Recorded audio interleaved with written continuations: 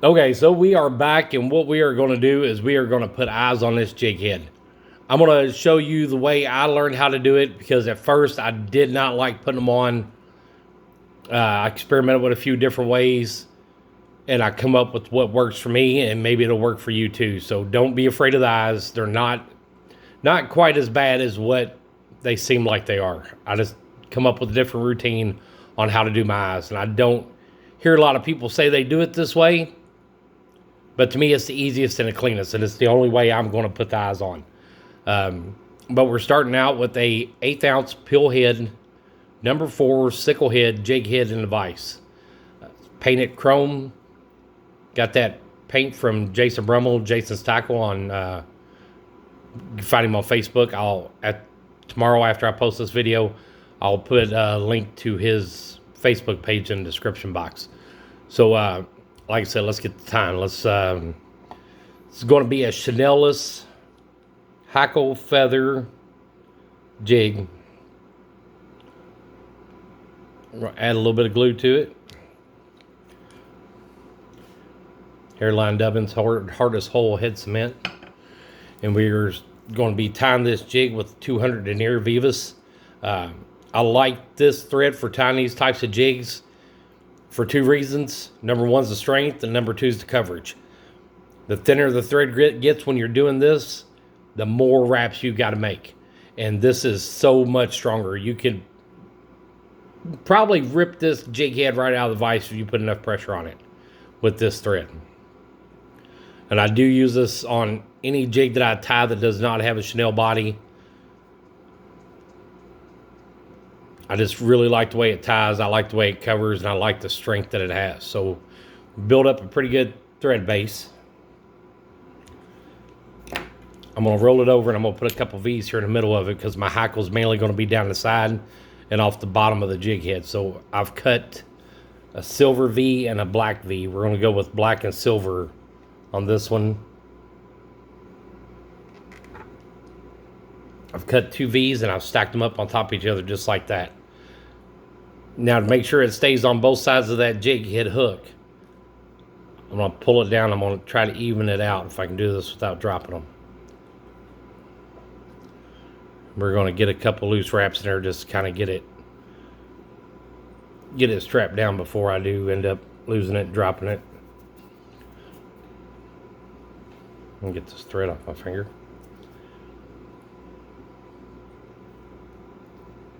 Turn it, get it evened out the way you want it. And then start wrapping it back up, covering up all those little fibers from that hackle. We're going to kind of push those up a little bit, kind of get them out of our way. Next, we are going to start with 2 pieces of black saddle hackle. I'm going to put these 2 right in the middle on the bottom of the jig head. Now, a good trick to knowing how far and how much thread to use on this, figure out where you want it at and put your fingers there and use your fingers as a stop. So once that thread starts hitting my fingers, I start moving back up. Situate the camera again.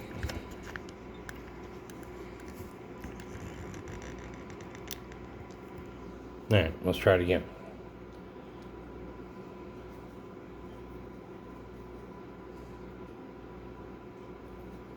So like I was saying, you're going to use your fingers as a stop.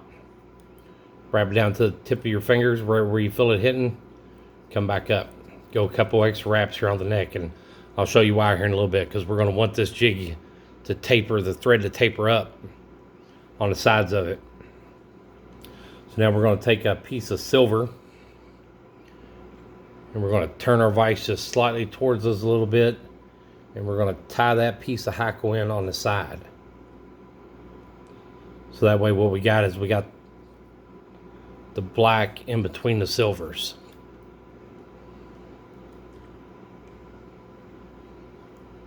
We're going to rotate it this way, and we're going to put another piece of silver on it.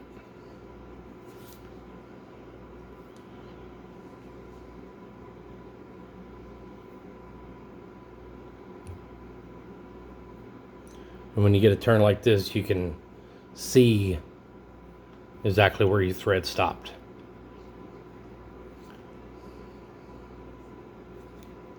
And we're going to put one more on the very bottom.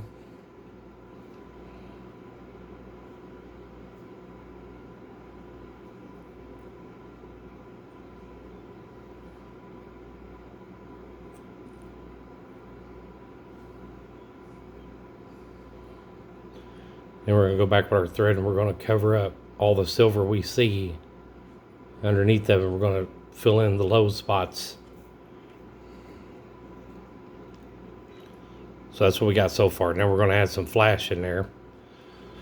So we got the black and silver going, so I'm pretty sure we're just going to stick to that color scheme. And we're going to tie in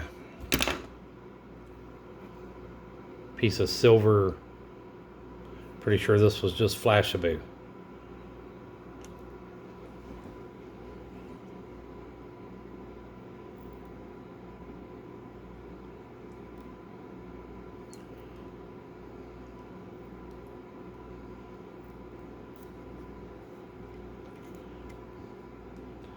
No, with this thread, you can keep it pulled pretty tight. You can keep a lot of tension on that jig. And like I said, we're wanting that tapered look right there at the neck. So we're going to add some more to it. Come back down. Go back up and build it back up. That way we got that nice taper going with it. I'm going to trim off our flash right there. I don't want the flash quite that long. I want it just a little bit shorter than the hackle feathers. And when we get to this spot here, we're going to go ahead and put a whip finish on it. Technically the jig's done, it's tied up. We're going to stick some eyes on there.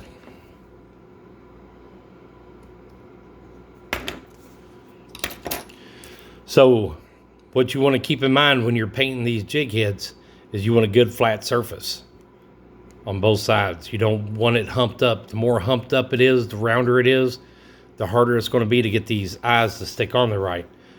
You get these eyes off Amazon in packs of anywhere from 25 to 1,500 comes in a pack. They're relatively cheap. I think it's like $9 for a big pack of them. They come in different sizes, different colors, or you can order sheets of the exact same sizes and the exact same colors. Just kind of depends on what you're looking for. We're going to go with a kind of black and blue silverish color eye. So what I do is I get it right on the end of my finger. It's got an adhesive back. It's sticky on the back side. And then I just push it on.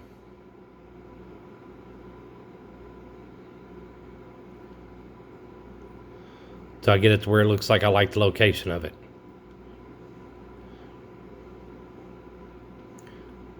Then I just squeeze it on. So I'm going to rotate to the other side and do the exact same thing. And when you get these packs of eyes, they send you a little pack of tweezers, but for me, it honestly is easier for me to use just my fingers instead of the tweezers. I've tried the tweezers. I tried a little needle, poke a little needle into it, set it on there. I tried the super glue. Hated using the super glue on it. A little drop of super glue squeezes out the side. You get it back over the eye. The eye is cloudy looking. It's foggy looking. I've heard other guys that they use an epoxy, mix it up, put it on there. But now you got a drying time for that epoxy. What I do, since I'm going to be UV resin coating the neck, I'm going to brush the head and I'm going to brush the eyes, and I'm kind of killing two birds with one stone. Using the UV resin over the head eliminates having to cure that jig head in the oven. That UV resin is going to put a hard shell all the way around that jig head, and it should keep the paint from chipping. It should last a really long time, and it cuts down on that oven time.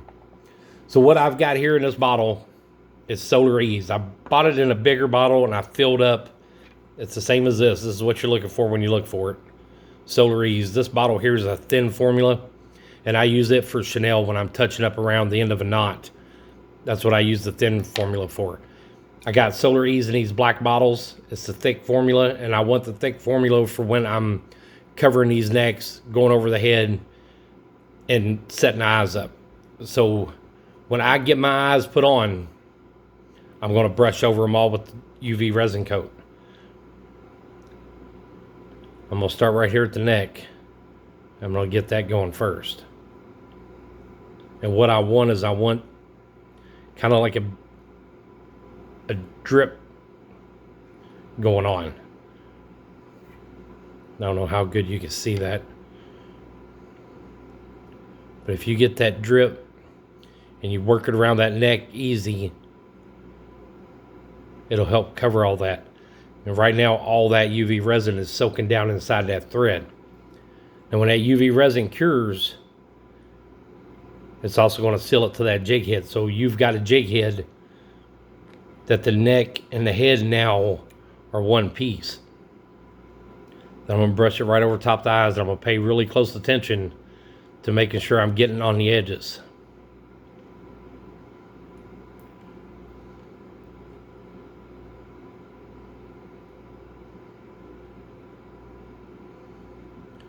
Some of the eyes go on a whole lot easier than others, and I think it's got a lot to do with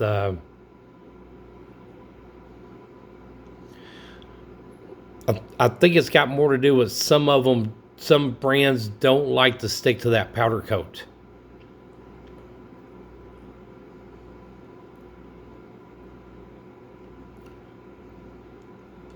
There's a little hair on there. It's driving me nuts. I can't get it to lay down.